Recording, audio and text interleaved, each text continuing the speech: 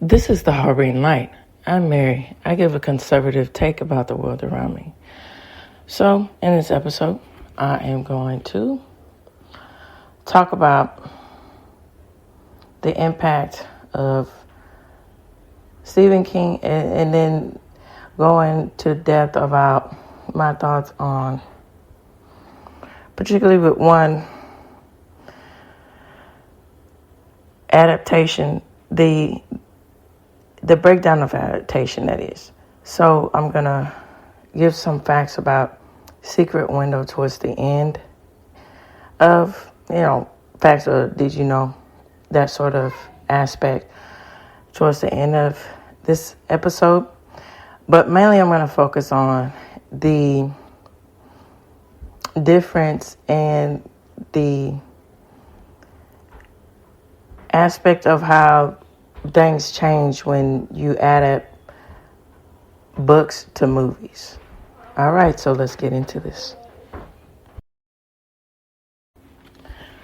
Okay, so as I mentioned in Beetlejuice, the Beetlejuice episode, when I was saying about critics, so it's one thing for people purposely, as I was pointing out, saying something is bad when it really has a lot of merit. It really has a lot of depth and understanding. And, not giving credit to that, just, crapping on something for no reason out of either economic interest or to trend to do so. But it's another thing with looking at something, with constructive criticism, which is a very good thing. And I said this in an earlier episode with the importance of constructive criticism. It gives if you're willing to have the discipline to hear it and have the humbleness to accept it, it can really help you develop in your work, your life, and so on. So, that's needed. So, all right, so with this said, now I'm going to go in. I'm just saying this as a means to give a really good example, I think, personally from my point of view, as I happen to be a woman who's black, right? And so, more interestingly enough, Tyler Perry's latest movie is supposed to be a prime example of the essence of black culture, when in reality it's just another stereotype that feeds into something that shouldn't be tapped into. So, I mean, the Voice in Black and all the latest criticisms about this is something that's been long overdue from my personal point of view. So don't look, I'm looking at it like this, and then all of you, I would like to know your comments about it. So I think it's way more impactful when people are saying, hey, we want to see something different as far as the point of view about the black experience, right? And when you want to just keep pushing these stereotypes, is it really in your best interest? Do you really care about, the different aspects of people who are black or the American experience? What's really going on with that? And, they say about the critics of this movie saying, hire writers who have different experiences and all that. On top of that, also don't discredit, which is unfortunate because particularly 9 times out of 10, the way it goes with mainstream media is really a liberal bent perspective. And, conservative perspectives outside of that gets deemed as unsavory. So, also have that aspect into the representation, of the Black experience, because that is a credible thing. That is a noble thing to introduce into, and it's just unfortunate that's something that's overlooked too, as far as the, on top of this. So, okay, moving on. Let's get into Stephen King. So, Stephen King, as I mentioned a lot of times before in different episodes, it's just unfortunate that he bent to the knee with a woke agenda that, hey, I got to be on this bandwagon of these liberated thoughts, which is the term liberal is not what it is originally and the true intention of a liberal, But needless to say with that. And so, it wipes away from his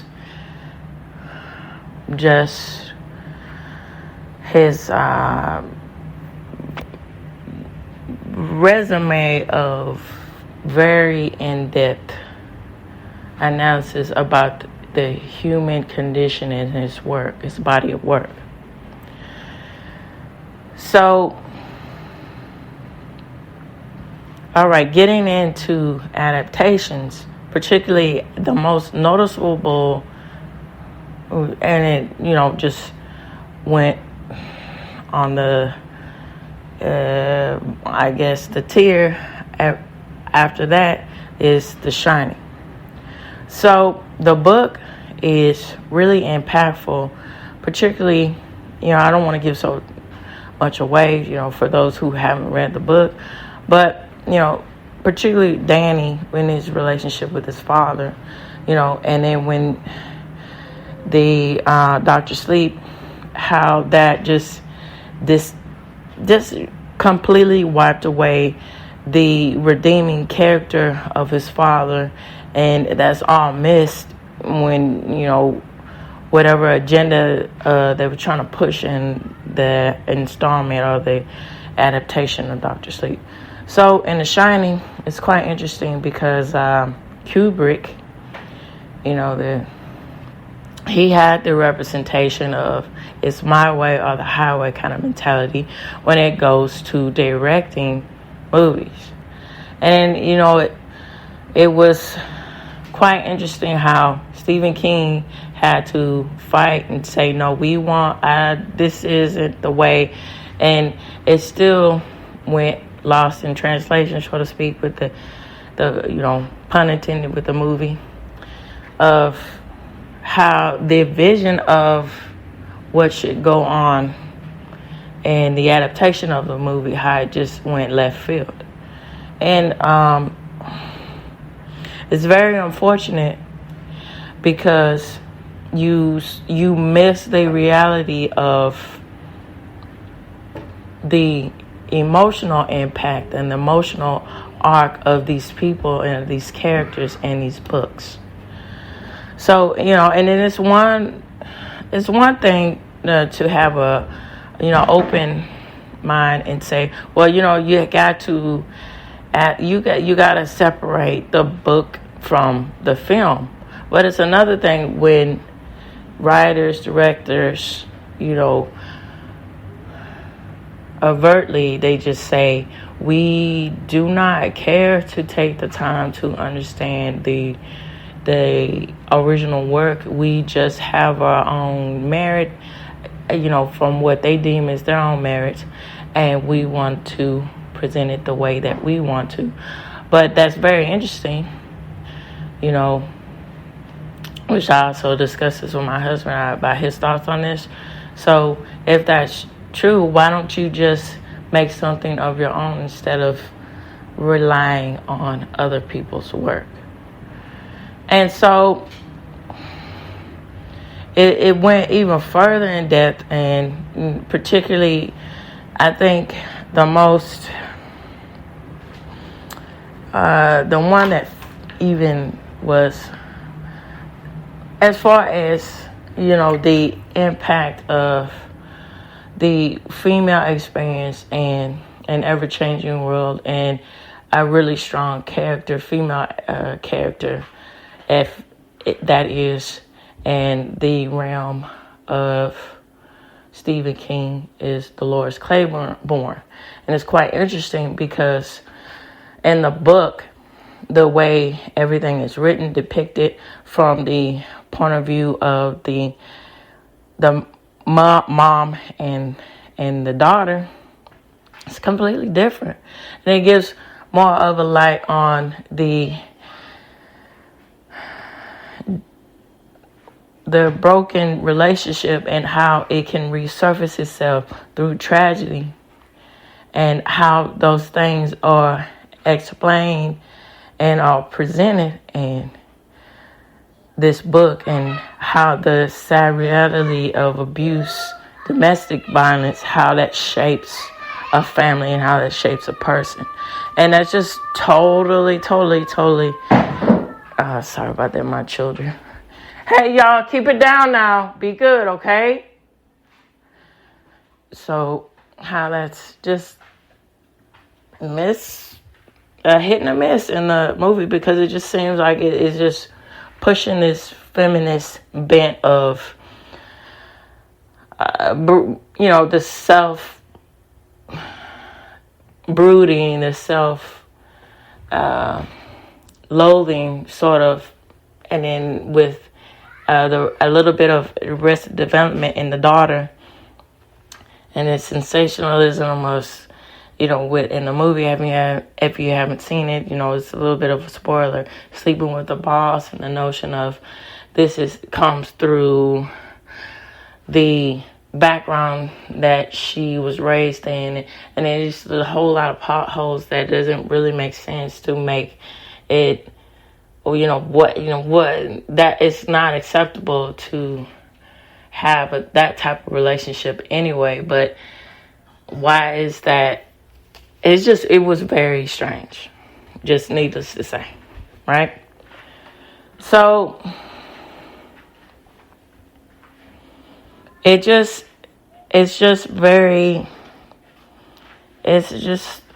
very interesting how things fall short when most of the time when you adapt the stuff from books to movies. And now, all right, my even further discussion into this. So it's quite clear that in today's society, as far as movies, television shows, and so on, that this is a revolving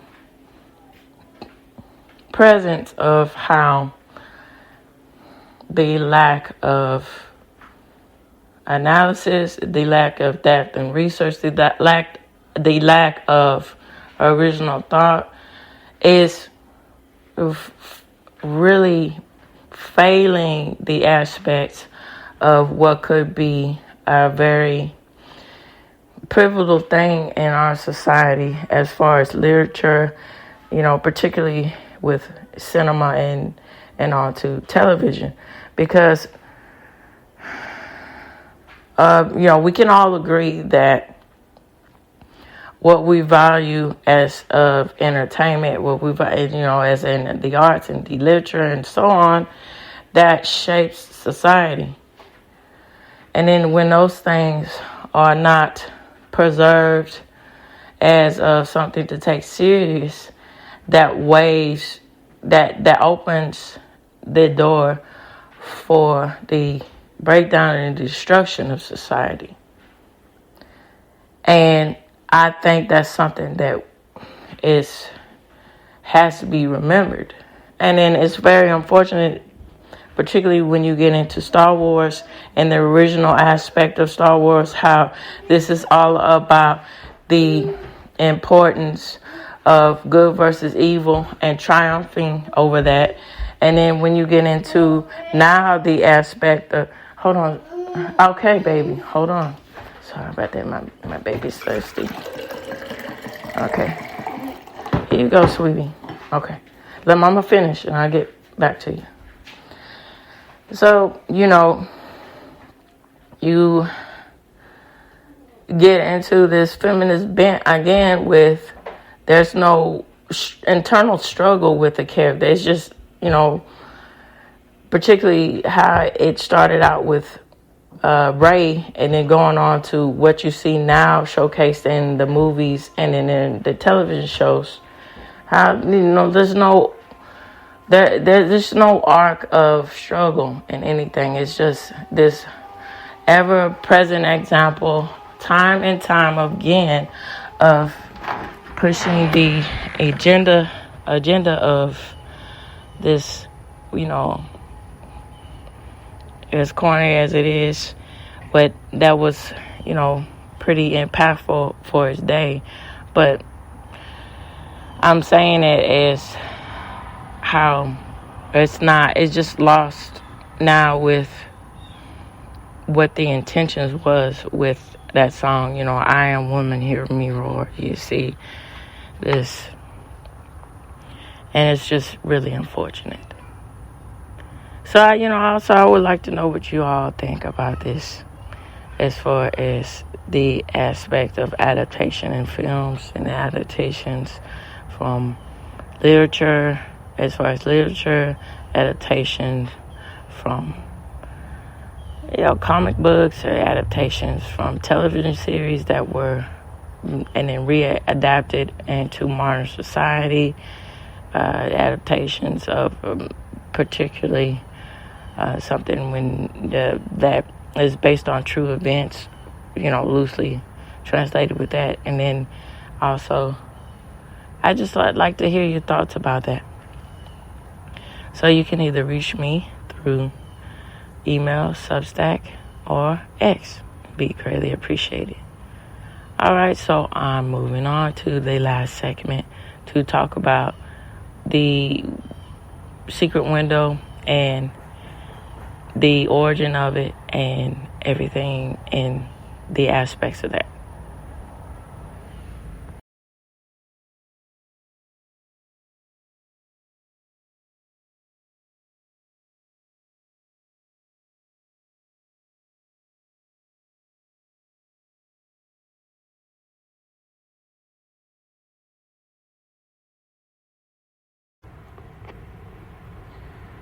All right, so this is the ins and outs of how the secret window came to be.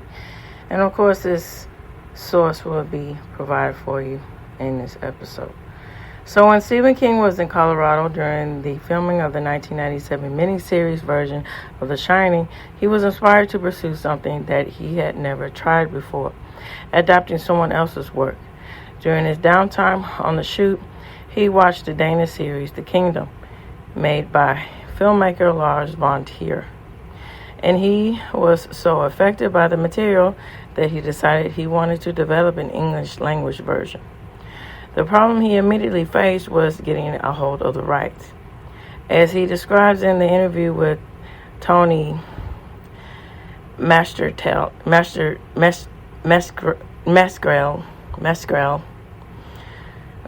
for the, forgive me on the pronunciation of that, for the book Hollywood Stephen King, The Kingdom, was owned by Columbia Pictures, and the studio was in the process of trying to turn it into a feature film, thus not willing to sell.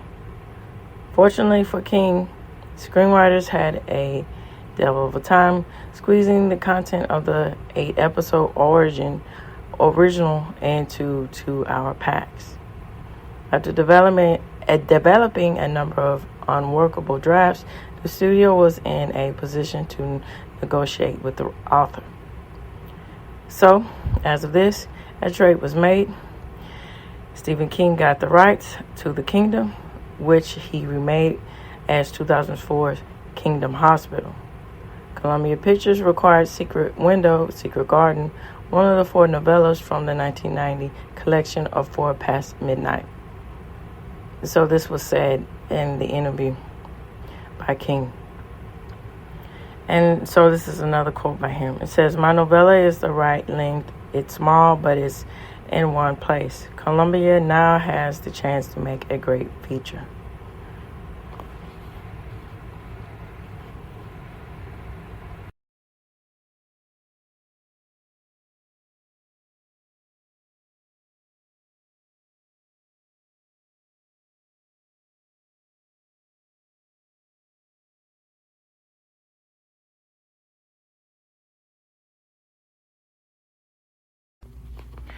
Okay, so Anthony Minghella, the director of The Talented Miss Ripley and The English Patient, was briefly attached to the helm of the Stephen King adaptation, but ultimately the job went to David Cope, who was coming off the success of writing the screenplay for Sam Raimi's Spider-Man, which Columbia Pictures produced, with Secret Window being largely associated with the novel by Frances Hodgins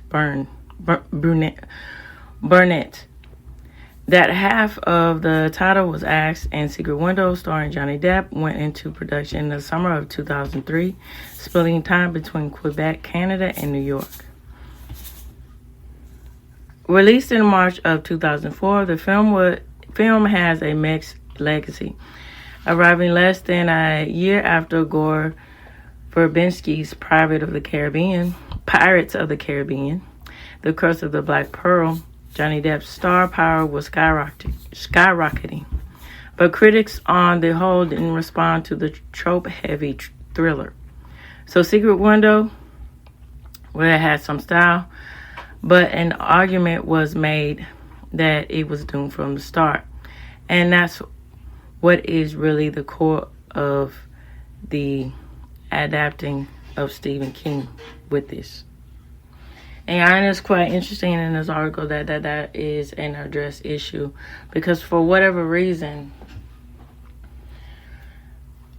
Stephen King novels have a hard time getting the right kind of detail of attention and the true to life explanation of what the characters experience and what they think and how they feel. It's not translated properly a lot of times, most of the times really, in the films, almost all of the time really. And it's one of those things where I look into the questioning of, is it because it's too realistic? For instance, the aspect of race relations, and it's told honestly, but also at the same time, it's not a victimized depiction about race relation, as far as things that happen with the main character and his father and what he experienced out of race relations. He tried to come up out of that. Hush, honey. Come up out of that and make a business for himself. And,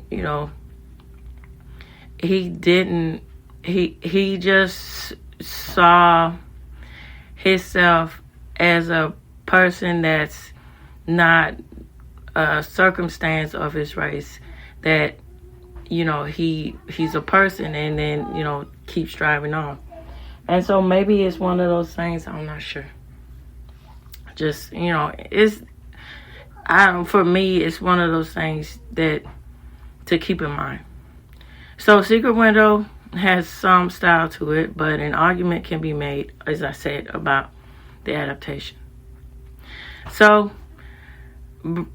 being perhaps the most dedicated professional writers, Stephen King, as it is themed in this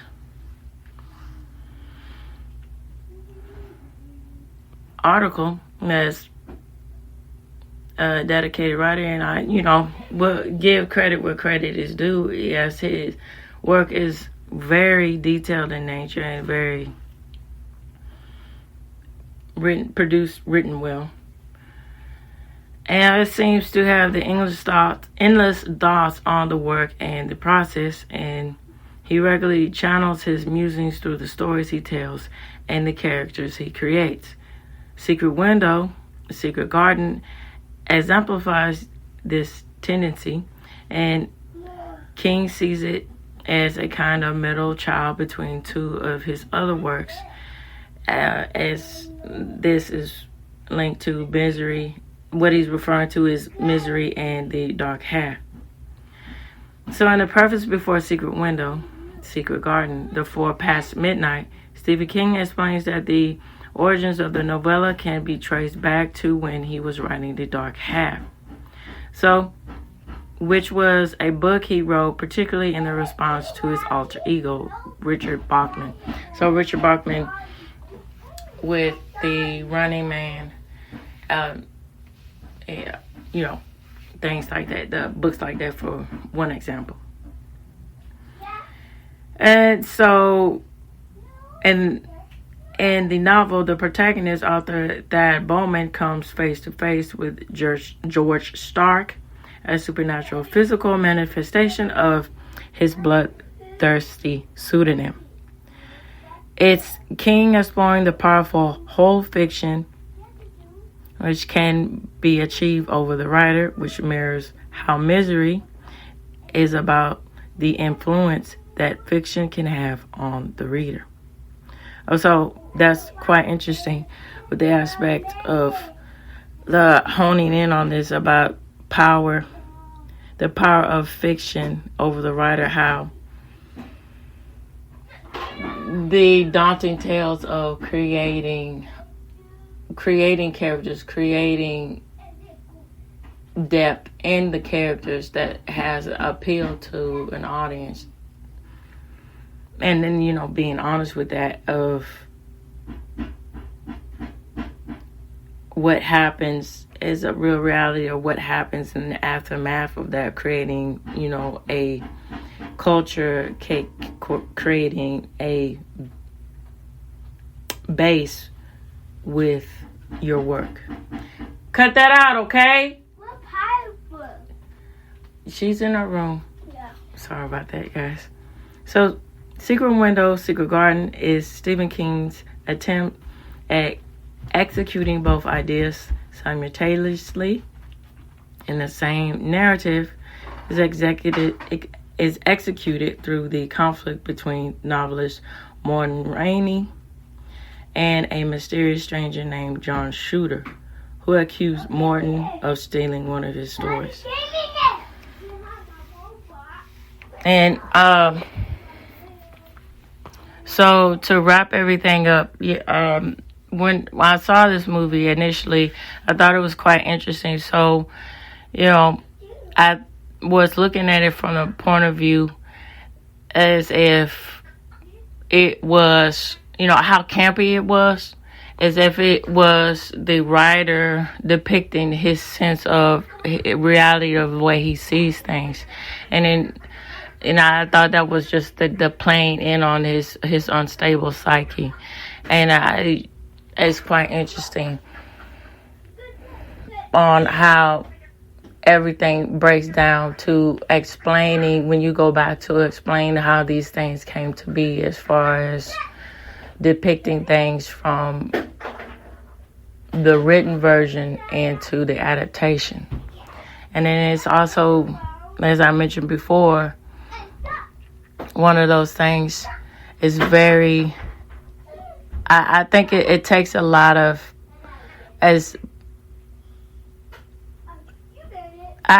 just takes a lot of, it gives a lot of respect to the source if you take the time to, correctly adapt something from what its original intention. And then, with also find a space to make things your own. But when you make things your own, crafting that and understanding it from your point of view, still give respect to what the original source came from.